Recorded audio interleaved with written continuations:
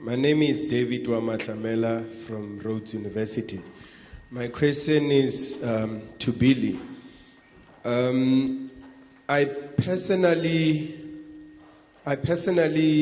find it difficult to use the likes of protest march as an ultimate translation of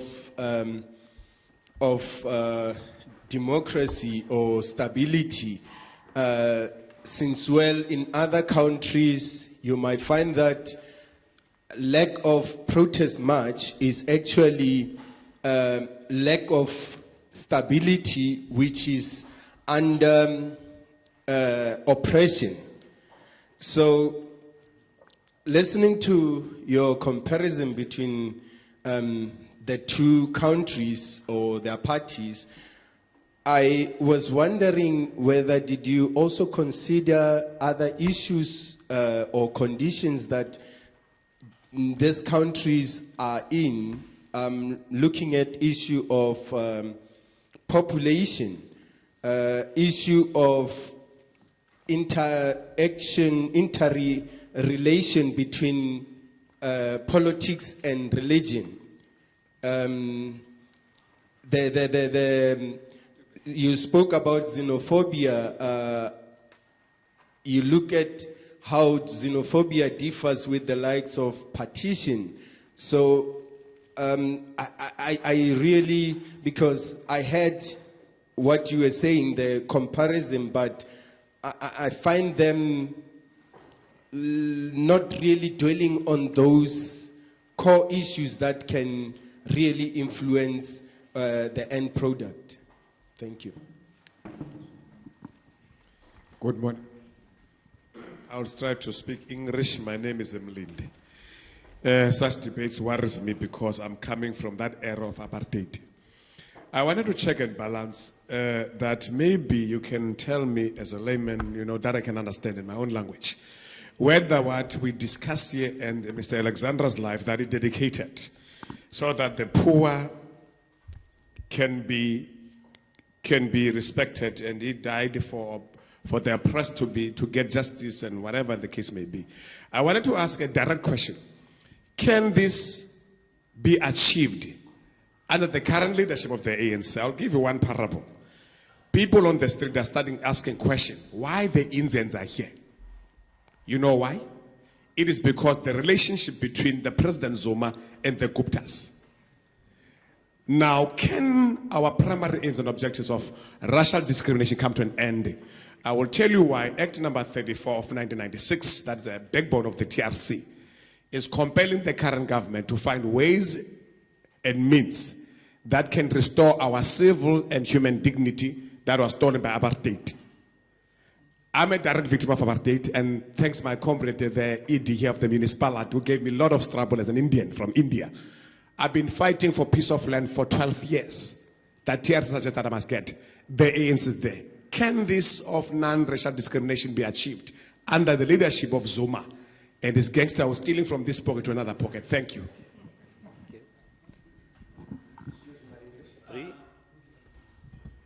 I'll be brief. A speaker said that liberation movements are not good vehicles of transformation. From my perspective, I think that, I stand to be corrected, that maybe the failure of the ANC to maybe achieve the required transformation is because it failed to evolve as a from being a liberation movement to a political party. Because if you look at liberation movements, most of them achieve objectives through cohesion rather than through persuasion. That's why you find that even in the modern day South Africa, whenever people want to drive a point home, they still resort to violence, which I term the politics of the politics of violence. So much hasn't changed from the time when the ANC was a liberation movement to the time when the ANC has become a political party a governing party. Thank you. Fourth question over there. Thank you. Just a remark, I'm currently evaluating a translation of the book that Roland Posada referred to, the German version, Conversations with Neville Alexander, The Languages of Power versus the Power of the Languages versus the Language of Power, for University of KwaZulu-Natal Press. So that book should be available in English translation, I suppose, within a year, and it really is a fascinating read. One short question to Sean Whittaker. Is the harmonization of languages really a possibility? If you think of South Africa and the harmonization of Zulu, and also that has been proposed by Neville Alexander, what are the chances that the editors of newspapers such as Africa, Isilezwe, the Zulu newspapers would give up Zulu in favor of a standardized Nguni language? Thank you. Okay, number 5. And then there's a... Yeah, thank you. My name is Lulu Johnson. I'm tempted from the outset to play another role here and be able to say the ANC still remains a liberation movement, whilst it is a political party. I'm tempted to say so. I'm also tempted to say it is equally through persuasion. You are very spot on that liberation movements have to play such a role in transforming societies when they come into power. The issue that I thought I wanted to raise relates to the whole race question and nation building. Having had an experience in Boston being a minority myself, in a sea of Jewish communities, you really can talk about how you get to be a minority and how you live and how you survive in such a scenario. And also having had a little experience in Germany, in the midst of your East Germans and very supportive and being communists, Erich Honecker at the time, just shortly after the fall of the Berlin Wall, you are told in your hotel east of Berlin, you dare go out, you go out at your own risk because your skinhead will really skin you apart. To an extent, the extent in which racism among our own comrades in East Berlin would have been so rife. And the last experience I would have to talk about, you go to Nigeria and you begin to say, jokingly, if I were to cut my blood here, my skin, and the color that would come out would be black, green, and gold of the blood. And then you ask the Nigerian what color would come out of that, and they tell you, green and white. I find myself in a situation where I talk more on a party political blood colors than your typical Nigerians, wherein they are proudly Nigerians because of green and white. We talk about multiracial, we talk about non-racial, we talk about anti-racism now.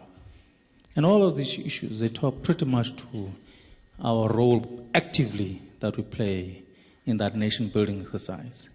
It's quite a long way to go, I must say. More and more, we're getting more polarized as a society in South Africa today. I guess the issues there, they talk pretty much to our active role here in really getting to say, practically, how do we transform our society to being that society that is free from racism? Call it multiracialism, call it non-racialism, call it anti-racism. Bottom line, free from racism. I think those are the issues that I'm picking up, having not read much of what Neville Alexander would have written, but pretty much of what is being said by a number of speakers earlier and even today, that of the active involvement towards freeing ourselves from racism. I think that's what is practical without having to say much. And for me, these are issues that talk pretty much to a program and what type of programs. Earlier in the days, 50s, in the 80s in our country, our movement has been able to non-racialize. Go wherever you wanted to go and be able to talk. But we seem to be drawing backwards as time goes on. That's the kind of scenario that I would really have wanted any comments on. Thank you, sir. Thank you. Thank you. Can we take the last question? Okay, thank you very much. My one would just go directly to Roland. I just want to ask in the question of national unity, the one Alexander has been championizing, because he also believes in the distribution, solidarity, but not on racial terms, but on class. I fail to define today in South Africa who is this class. Moki mentioned here before that, before 1994 or during the liberation time, you could only identify two classes. The one which were rich, which were mainly on the race, and the one which were poor, which were mainly, downwards. But today, since it is our country has been liberated, but you will also hear the speakers that is the mass-based distribution based on the class. And also AfriForum have also come forward. It says this issue must not look based on the race, must look based on the class. So I would just like, in your view, who are this class today? But also, I was also interested in the unity that you were talking about in Europe. That they were talking about also on the distribution there, that the Germans have to pay tax. There was the other country that said German must pay tax for them. I was interested, how does that going? Is it going very well, that one day? And there was also another thing you mentioned about this multiculturalism and interculturalism or disciplinary or something like that. You mentioned, if I've just got you correctly, that is, the South African approach of multiculturalism, is not seem to make things all right. Maybe if it was interculturalism, that's what worked. I just wanted to get maybe that point also from you, but thank you very much. Thanks. Can we have a quick response? You don't have to answer all the questions, so you can pick one and respond. Can I pass? If you want to, sure. Sean.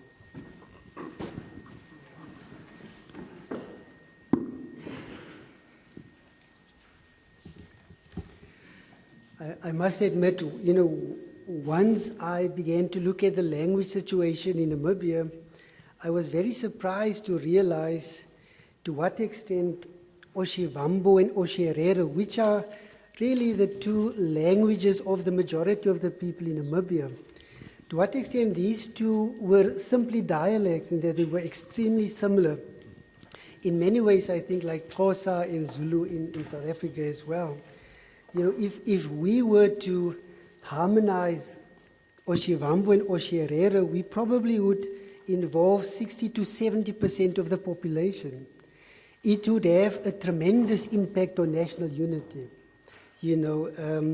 I think if one looks at Neville's writings as well, it's very clear that this is about a political choice. Of course, it is possible to harmonize, but ultimately, it's a political choice not to do it.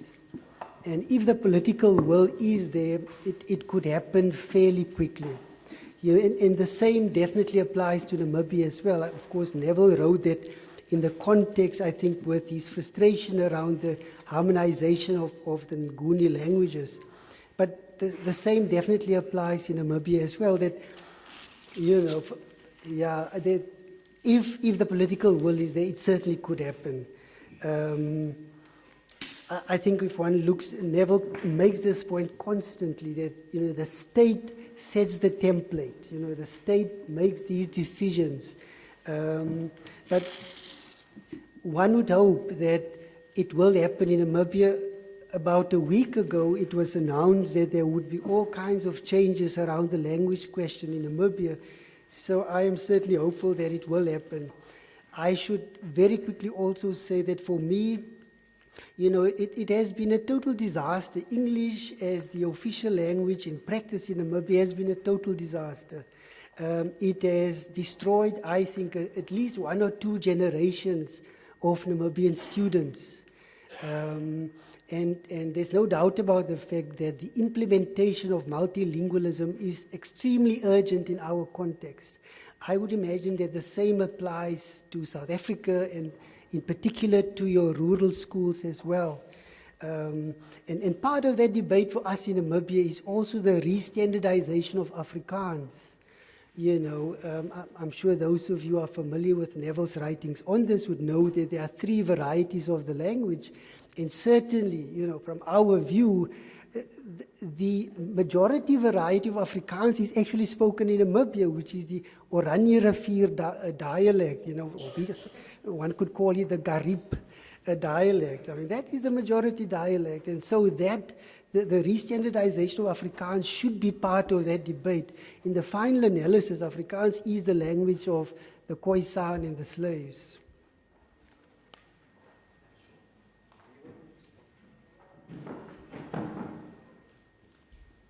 I'm not sure whether I understood this question on an English translation of this book right. The autobiographic notes are mostly based on interviews that have been done in English, and this is a linguist from Vienna who's got the audio tapes, and it would be possible, of course, to publish this also in English.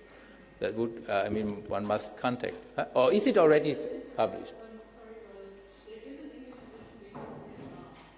That's on the way. Oh, wonderful. So congratulations. You can have it soon, I think, yeah. Because it's autobiographic. I mean, it's his life told, it's his own narrative. Yeah, I mean,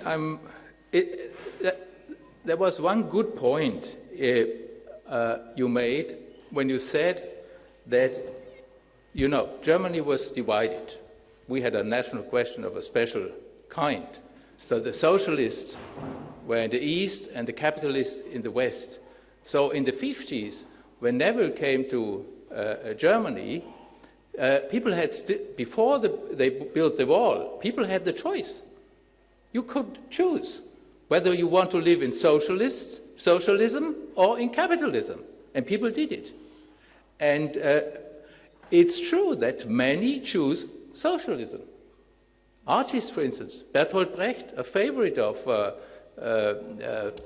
Neville Alexander, chose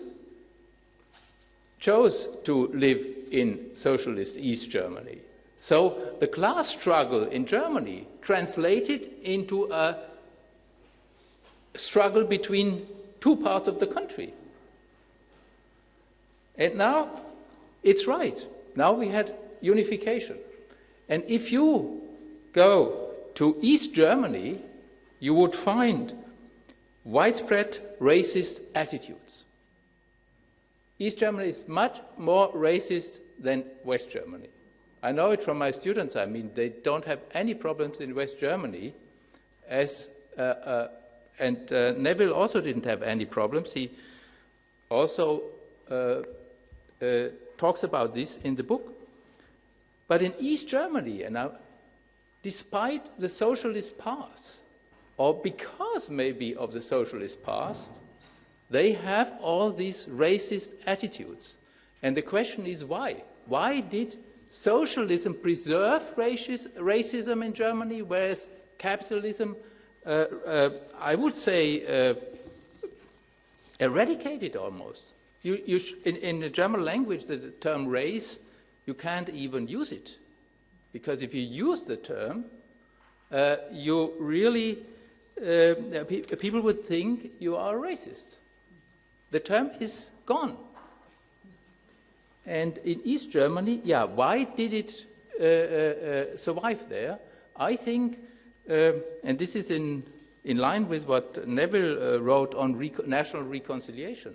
They never came to terms with the past in East Germany. I mean, one dictatorship replaced the other. A fascist dictatorship was replaced by a socialist dictatorship. This was real socialism. I wouldn't call this Marxism.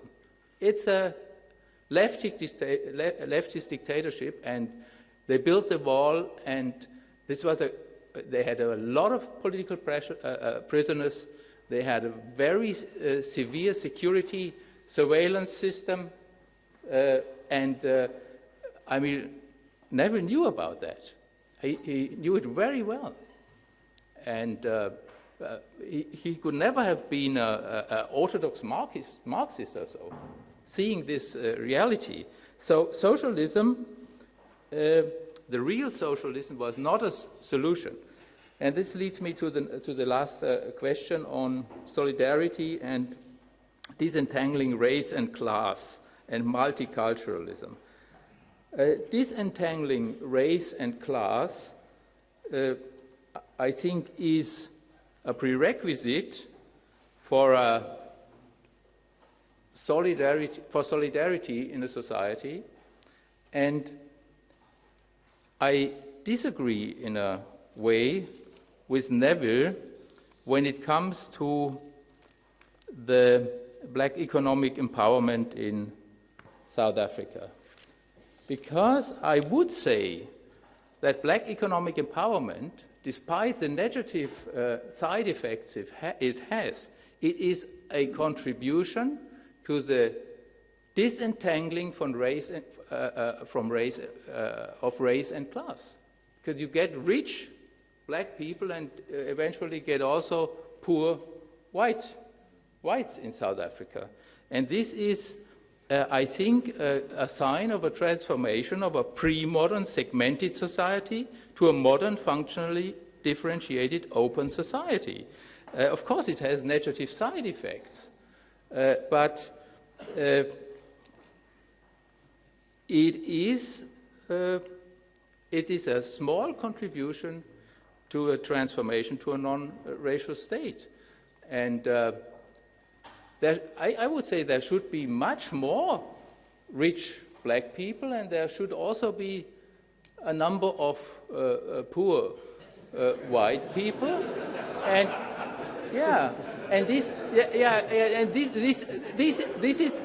this would then be an ordinary country, and then the class question comes up.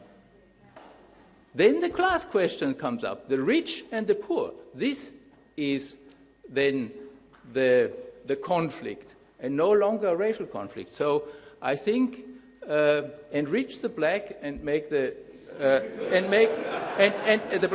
black population and depossess the white population to a certain degree is a contribution to the disentanglement of race and class. Yeah.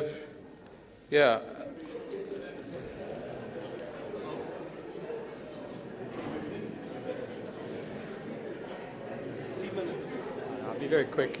I'm just going to comment on the first question because I saw in it a yearning for two things which are awkward in coming together: stability and democracy. And to be a bit sarcastic, probably the stablest period South Africa has known in modern times is the 60s. Hendrik Verwoerd had a great answer to your desire for stability. But what happened, and this is the point I'm trying to make, and to its credit very much, as a liberation movement, the ANC let the genie out of the bottle. And it couldn't control what happened as a result. That's procedurally, very much to its credit, we're constitutional democracy. And that's a good thing. These things, the answer isn't repression. But no, the movements out in the street are not necessarily virtuous and wonderful. How do you come to an answer to them? That, I think, is where one has to move on. That's where I don't think the answers lie in the formulations of the past. That's my essential point. But I don't think your yearning for stability is a bad thing. But the stability is going to have to come on a different basis, which we haven't achieved yet. I think superficially it seems like it, but not really. On the other questions, I can only say I'm glad to see people raising these issues. I don't have my own personal views, but I don't have answers to impose on them. But we have to raise them, and you should keep on raising them. Thanks. Okay, thank you. Thanks to our 4 speakers. A round of applause.